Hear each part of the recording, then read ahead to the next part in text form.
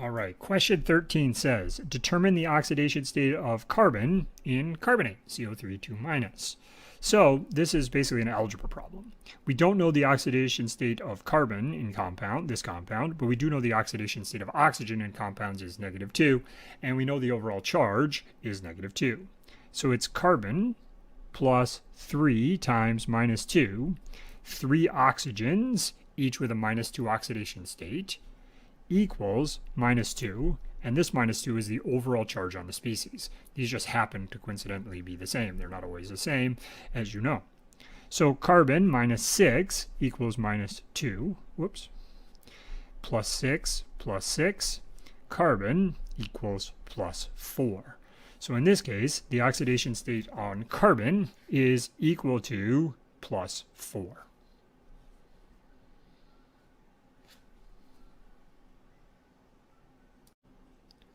Question 14 says, balance the following redox reaction if it occurs in basic solution. What are the coefficients in front of CrOH4 minus and ClO minus in the balanced reaction? So we're given this reaction and we're asked to do the redox balancing of it. Well, the first thing we need to do is we need to find the oxidation states and find out what is oxidized and what is reduced. So in this case, hydroxide is OH minus. So Cr plus 4 times -1, because OH minus is -1, equals -1, because the overall thing is -1. If you wanted to, you could do Cr times 4 times -2 plus 4 times +1. Because each oxygen, there's 4 of them, is -2, and each hydrogen is -1. But overall, these are each minus and 2, and this is each plus, so overall it's minus. Either way, you get the same answer. So Cr minus 4 equals -1. Cr equals +3.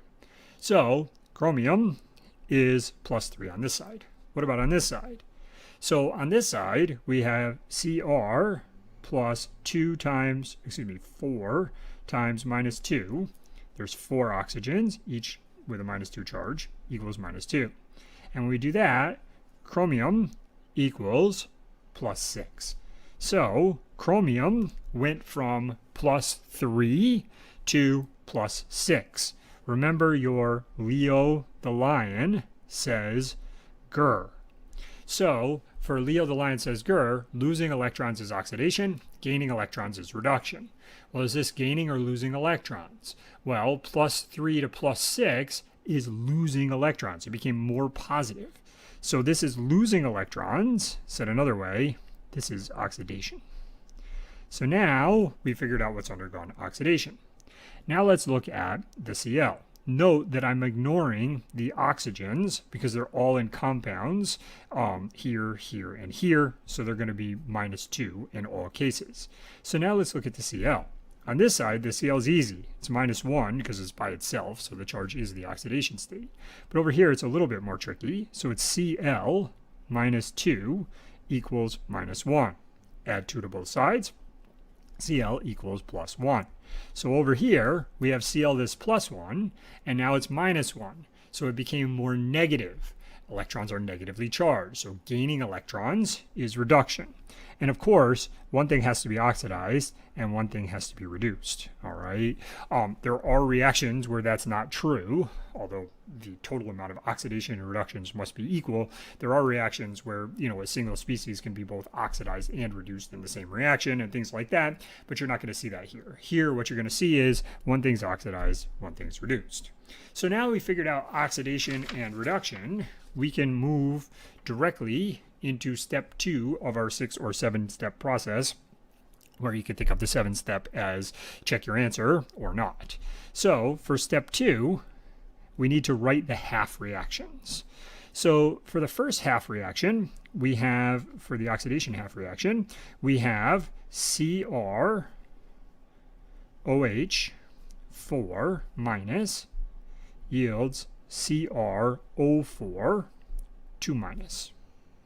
And for the reduction half reaction, we have ClO minus yields Cl minus. So now we have our oxidation and reduction half reaction. Now the last thing we need from this question is that this is in basic solution.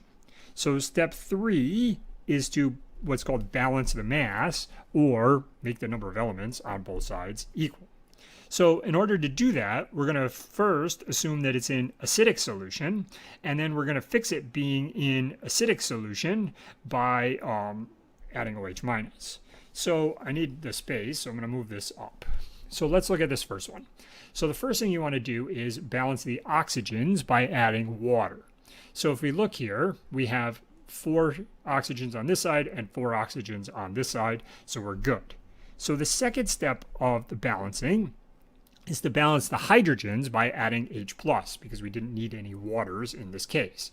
So if we want to balance the hydrogens by adding H+, we have 4 H's on this side, but we have 0 H's on this side. So we want to add 4 H+ over here. And when we do that, what we get is CrOH4 minus yields CrO4 2 minus, yeah, I should put the states, aqueous and aqueous plus 2H plus, excuse me, 4H plus aqueous. So now I have 4 hydrogens and 4 hydrogens, so I'm good. But now it's a basic solution. So what I have to do is I have to add the same number of OH minuses both sides. If I add 4 OH minuses over here, that balances out the 4H pluses. All right, it neutralizes them. And because if I add the 4 OH minuses over here, then I get 4 waters. So for the oxidation half reaction, I want 4 OH minus aqueous plus CrOH4 aqueous, and that's minus, yields CrO4 2 minus aqueous plus 4H plus and 4OH minus is 4H2O liquid. All right, that's how I make it into a basic solution. So now I have a base over here and I have the water over here. So I didn't space this out perfectly, but for the reduction half reaction, let's start by balancing the oxygens. So in this case, I do have 1 oxygen on this side and no oxygens on this side. So in order to balance it, I need to put a water over here. So what I have is ClO minus aqueous yields Cl minus aqueous plus H2O liquid. Okay, so now oxygen and oxygen balance out. Now I need to balance hydrogens by adding H pluses. So if I look here, I'm going to put a line here so I can try to jam this in. If I look here, I have 2 hydrogens over here now and no hydrogens over here. So 2H plus aqueous plus ClO minus aqueous yields Cl minus aqueous plus H2O liquid. Now I need to make this basic.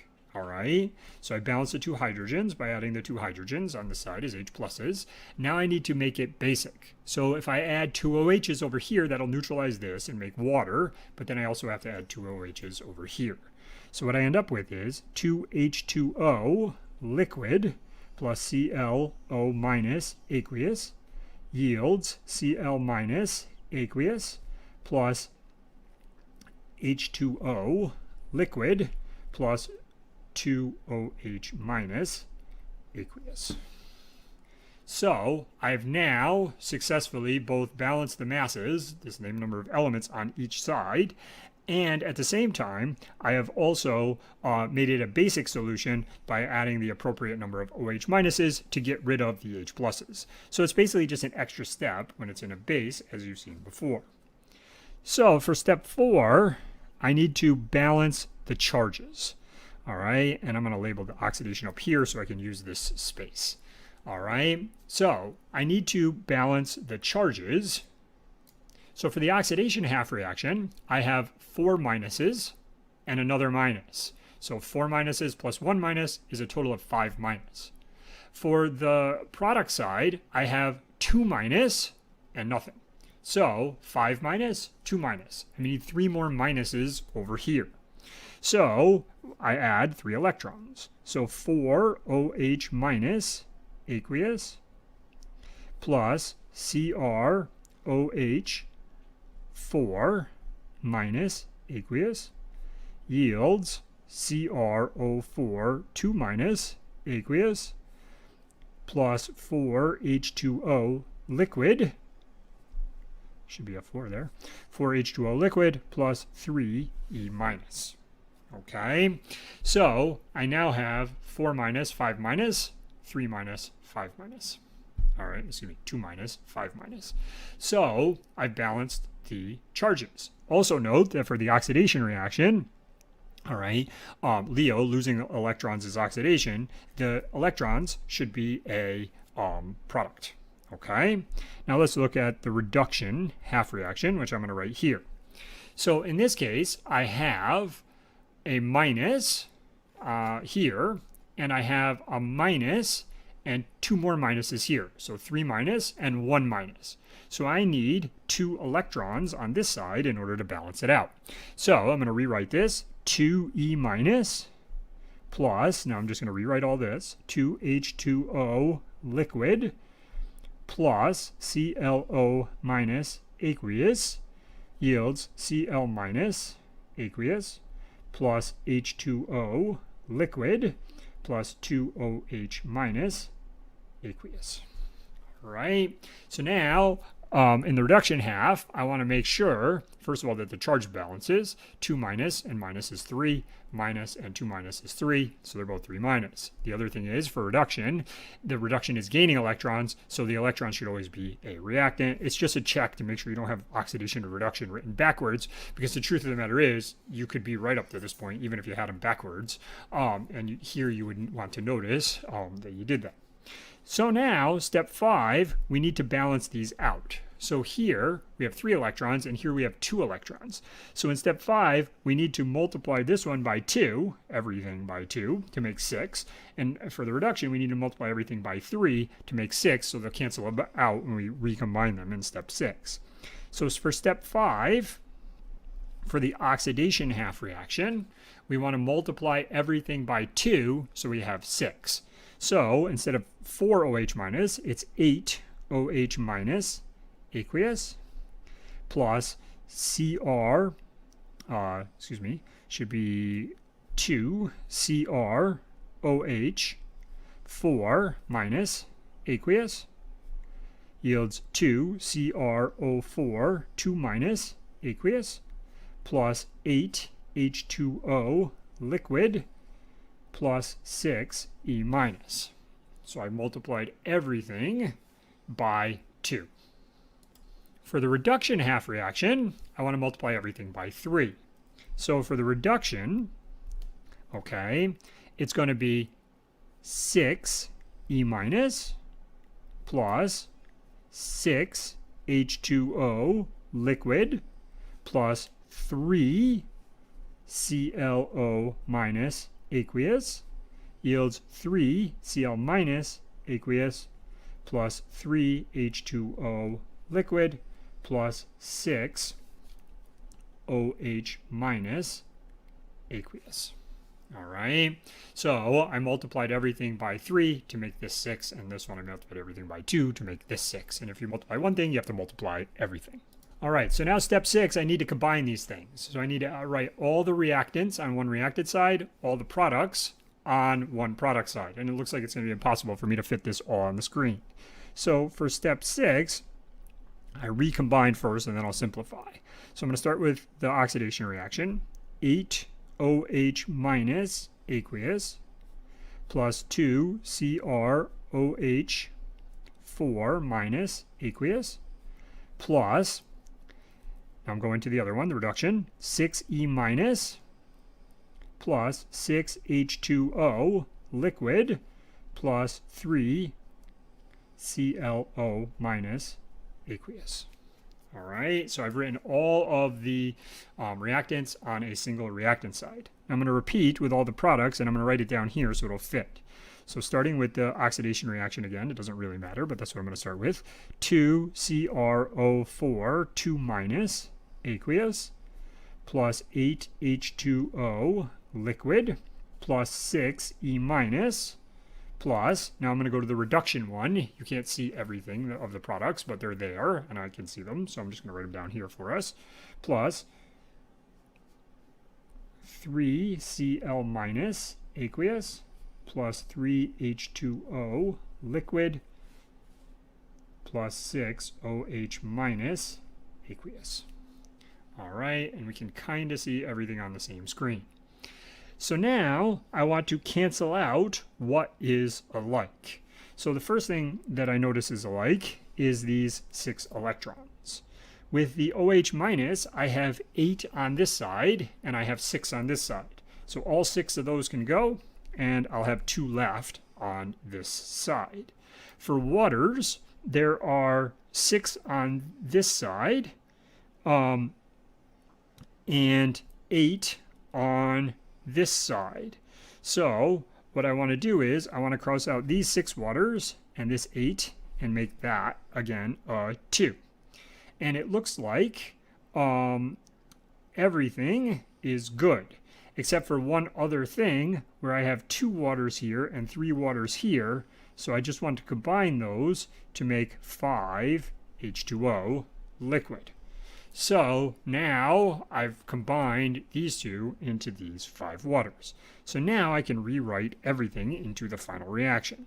So 2 OH minus aqueous plus 2 CrOH4 minus aqueous plus 3 ClO minus aqueous yields, I'm going to put it down here so I don't run out of space, 2 CrO4 2 minus aqueous plus 5 H2O liquid, because I had these 2 and these 3, plus 3, oh, you can't see that, 3 Cl minus aqueous. So after 20 minutes, okay, I've finally come to an ultimate reaction. So if we look here, let's calculate everything and make sure that it's good. So the first thing I want to do is calculate the charges. So I have 2 minus, 2 minus, and 3 minus. So 2 plus 2 plus 3, which is 7 minus. Here I have 2 times 2 minus, which is 4 minus, plus 3 times 1 minus, which is 3 more, 7 minus. So it's 7 minus on both sides.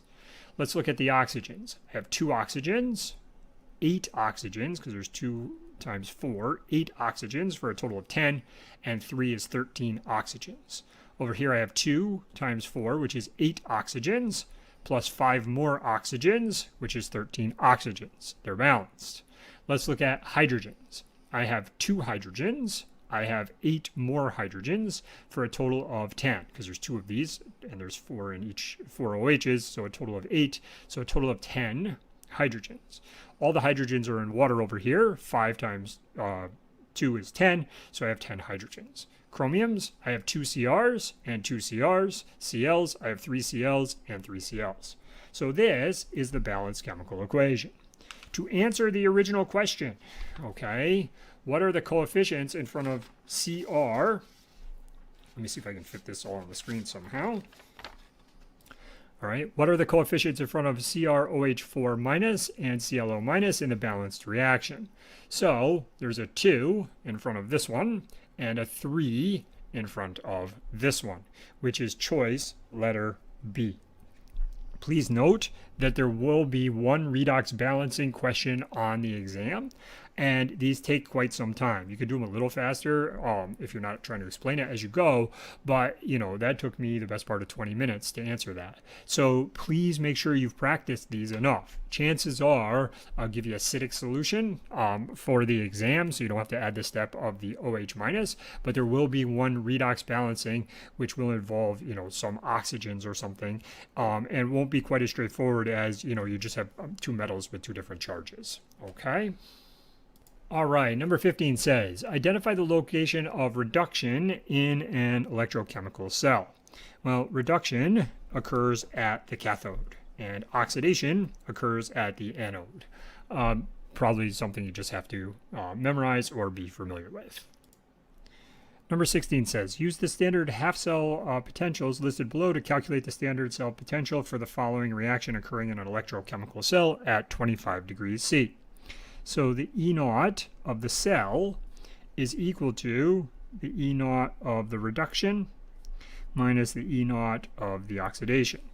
Now, technically, you know the answer is going to be a positive number, so I don't know if you have to figure out what's oxidized and what's reduced, but you should figure out what's oxidized and what's reduced first in order to just be sure. So here it's fairly straightforward because we have two elements forming two ions. This is 0 going to -1. So when we go from 0 to -1, we gain an electron. Leo the lion says grr. Gaining electrons is reduction. So this is reduction. And to piggyback off the previous question, okay, this is the cathode side of the cell. Here we have iron going from 0 to +3. It's losing electrons. It's becoming more positive. This is oxidation. All right. And if you want to go to the previous question, this is the anode side of the cell. So this is losing electrons, and then you have those electrons, going through, I don't know, a light bulb, and then doing the work to light up the light bulb, and then they go to the other side, the cathode. So that's basically how this works. So now we know where reduction and oxidation are occurring. So if we look at the standard reduction potential of the cathode, or where reduction is occurring, it's 1.36 volts. So 1.36 volts minus the other one, negative 0.04 volts. And when you do that, you get positive 1.40 volts. Number 17 says, determine which of the following pairs of reactants will result in a spontaneous reaction at 25 degrees Celsius. So the first one is zinc plus K+. So essentially what we're looking for is the reduction potential. If K+, or potassium, has a higher reduction potential than zinc, K+ will take an electron away from zinc and form K metal, and it would be zinc 2+ because that's the oxidation state of zinc. So if we look at this sheet, and it's not out of focus, it's just printed out of focus, okay? If we look, we find K+ is right here, and zinc is right here. So zinc is higher up on the reduction table. So if we have zinc metal, K+ is not going to be able to take an electron away from it because zinc is higher up on the table. Let's look at the next one. We have Cu2+ and zinc. Well, that's convenient because we already found zinc. Now up here, we have Cu2+ right there. So if you have Cu2+ in solution with zinc, it's going to take electrons away because it has a higher reduction potential. So Cu2+ will take those electrons away and form Cu solid. The zinc will go in the opposite direction. The zinc will become zinc 2+ and 2 electrons, which will be used by copper to form copper solid. So here, a reaction will occur. Generally speaking, the rule is which one has the higher reduction potential. If the ion has the higher reduction potential, it will take electrons away from the metal. Notice that in all cases, you're given a metal, a solid, and an ion. So if the ion is higher up on the table, it will take electrons away from the metal and form that metal and the ion. In fact, at UAlbany, this is a reaction that we do. All right, we take copper 2+. I think we use magnesium now, but zinc would work as well. And basically, you can precipitate copper metal in this way if you have a copper sulfate or whatever solution. It says, which of the following metals will dissolve in nitric acid but not hydrochloric acid? And we have aluminum, magnesium, silver, iron, and zinc. So if we look here, for hydrochloric acid to dissolve, for the metal to react with the hydrochloric acid, okay, we're looking at the standard reduction potential of hydrogen, which is 0. So any metal lower down than 0, any metal below H+, will react or dissolve in hydrochloric acid. But if we look at nitric acid is actually an oxidizing acid. And here we have nitrate. So any metal that is between here and here, okay, in this area, will dissolve in nitric acid because it has nitrate, or because nitric acid is an oxidizing acid, but will not dissolve in hydrochloric acid. In anything down here will dissolve in both acids. Anything in here will only dissolve in nitric acid. So the common metals that occur in this area are silver and copper. Okay, if you notice, an interesting thing, gold is way up here. So gold won't dissolve in either of the two acids, nitric or hydrochloric. One of the things that makes gold valuable is it doesn't tarnish easily. The reason it doesn't tarnish easily is it's very high up on the metal activity series, so it doesn't react with very many things. All right, but here the answer is silver because copper is not a choice. Okay. Question 19 says, identify the characteristics of a spontaneous reaction. E cell is greater than 0. Whenever E cell is positive, the reaction is spontaneous. K is greater than 1. And it probably should say much greater than 1, but K being much greater than 1 means that the products are favored, because right, K is products over reactants. So if it's much greater than 1, it means you have much greater products than reactants. It means the forward reaction is favored, or it's spontaneous in the forward direction. And if delta G is less than 0, if delta G is negative, the reaction is spontaneous. So in this case, all of the above indicate spontaneous reactions. Question number 20 is very similar to question number 19. It says, which of the following reactions would not be spontaneous at 298 K? If E cell is positive, the reaction is spontaneous. If delta G is negative, the reaction is spontaneous. Or if K is much greater than 1, the reaction is spontaneous in the forward direction, or said another way, the products are favored. So in this case, if you have a negative delta E value, this reaction is not spontaneous, which answers this question. Number 21 says, how many electrons are transferred in the following reaction? And it says the reaction is unbalanced. So we here have calcium going from 0 to +2. All right, these are just metals, so it makes it more straightforward of an example. So since calcium is going from 0 to +2, it is losing electrons and it is undergoing oxidation. Chromium is going from +3 to 0, it's gaining electrons, so it's undergoing reduction.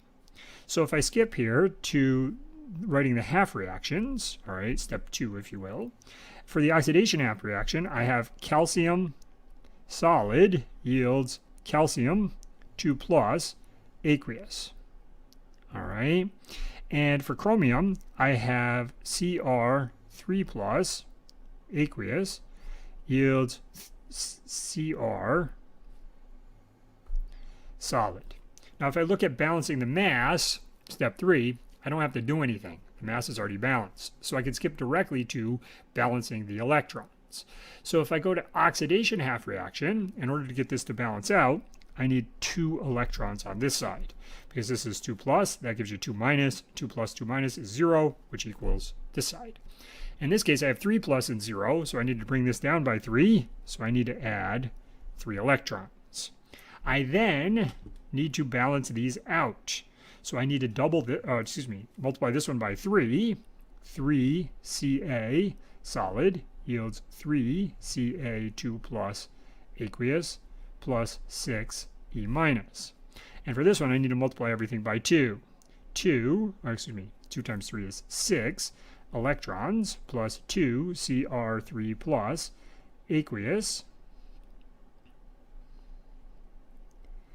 yields 2 Cr solid. So I multiplied this one by 2.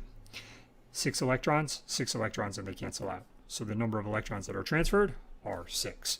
You can balance this one more quickly because you're not worried about balancing the masses, which therefore makes it more straightforward to skip to step 3 and then to step 4.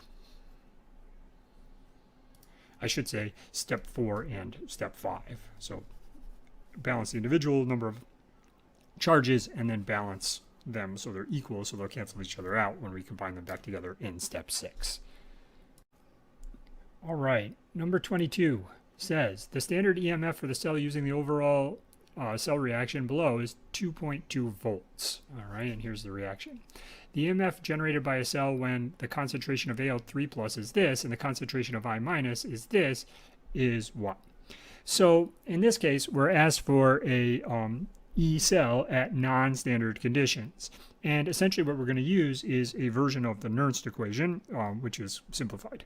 So E cell is equal to E naught cell minus 0.0592 volts divided by N, which is the number of electrons transferred, times log of Q, which is current conditions. Normally, we would have to have these at 1 molar in order to have standard conditions, but this is current conditions. So we do need to know how many moles of electrons are transferred. If we look here, 2 aluminums forms 2 aluminum 3 pluses. This is 6 moles of electrons because each aluminum loses 3 moles of electrons and 2 of them lose 6. If we look at the 3 iodines, forms 6 I minus. Each of these 6 I's gains 1 electrons. So the total is 6 moles of electrons transferred. You could also do the same thing I did in question 21, and in this case it's equally as straightforward as that example, but you can also just look at it because we have the stoichiometric coefficients and it's already balanced. That makes life a little bit easier. So let's look at this. So Q is current conditions, and Q is going to be products over reactants. But in this case, if we look at this, the products are concentration of Al3 plus squared, concentration of I minus raised to the 6th power, divided by both of our reactants are solids. So in this case, this is Q. This is the whole expression for Q. So Q, in this case, for Al3 plus is 4.5 times 10 to the minus 3 squared times 0.15 raised to the 6th power. And when you do that math, you find that Q for these current conditions are 2.3 times 10 to the minus 10. So that is going to go in here. So we're given the standard cell. We have this, and we have that. So now it's just a math problem. E cell equals E naught cell, which is given in the problem, 2.20 volts minus 0.0592 volts over the 6 moles of electrons times the log of 2.3 times 10 to the minus 10. When you do that math, you find that E cell equals 2.20 volts plus 0.094, should be a 4 volts, or E cell is equal to 2.29 volts, which is, I think, supposed to be choice letter A. All right, so this is basically how you do this. So I double checked the answer and I got 2.295 if you did an extra significant fig, or 2.30 as the answer. So it looks like there was a typo on this answer. So that is basically that, and it brings us to the end of the 3rd exam practice test. I know this is a ton of work. This course in general is a ton of work, so keep up the hard work.